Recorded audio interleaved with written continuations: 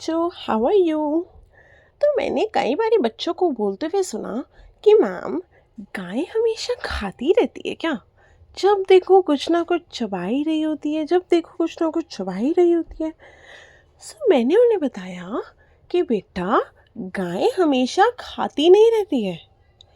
खाना और उस खाने को डाइजेस्ट करना हम ह्यूमन बींग्स एक साथ कर लेते हैं। हम लोग खा लेते हैं, हमारी बॉडी ऑटोमेटिकली उसको डाइजेस्ट करने का प्रोसेस साथ के साथ शुरू कर लेती है।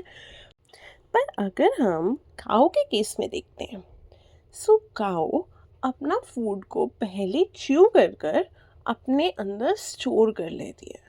उसके बाद वापस से उस फूड को लेकर आएगी, आराम से बैठ कर ये काम वो अपने फ्री टाइम में करती है। जब हम देखते हैं ना कि गाय खाली बैठी हुई है पर फिर भी चबाई जा रही है, दैट इज़ वॉट वो अपना खाना उस टाइम पर डाइजेस्ट कर रही होती है।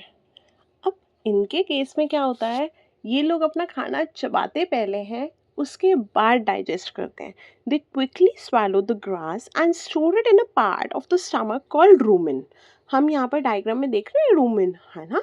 यहाँ पर ये अपना फटाफट खाना च्यू कर कर यहाँ पर स्टोर कर लेती है। अब यहाँ पर हमारा फूड जो है वो पार्शियली डाइजेस्ट हुआ है। कैसे डाइजेस्ट हुआ है? Partially.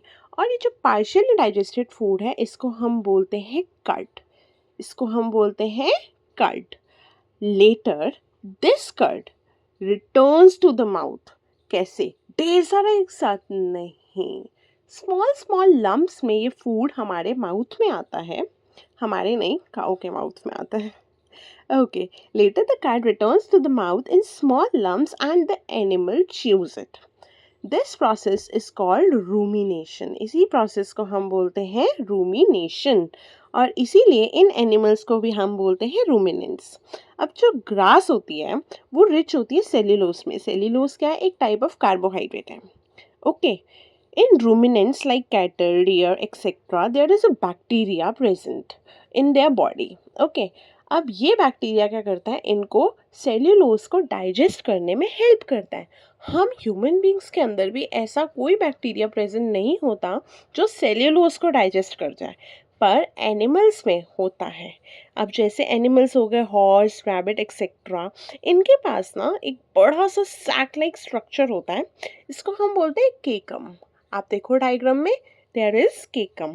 Okay, and the cecum is between the esophagus and small intestine. देखो फूड पाइप और स्मॉल इंटेस्टाइन के बीच में esophagus है, राइट।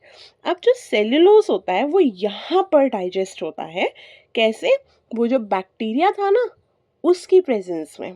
अगर बैक्टीरिया नहीं होगा तो वो नहीं हो पाएगा। जस्ट लाइक हम ह्यूमन बींग्स में वो बैक्टीरिया नहीं होता तो हम लोग सेल्यूलोज को डाइजेस्ट नहीं कर पाते।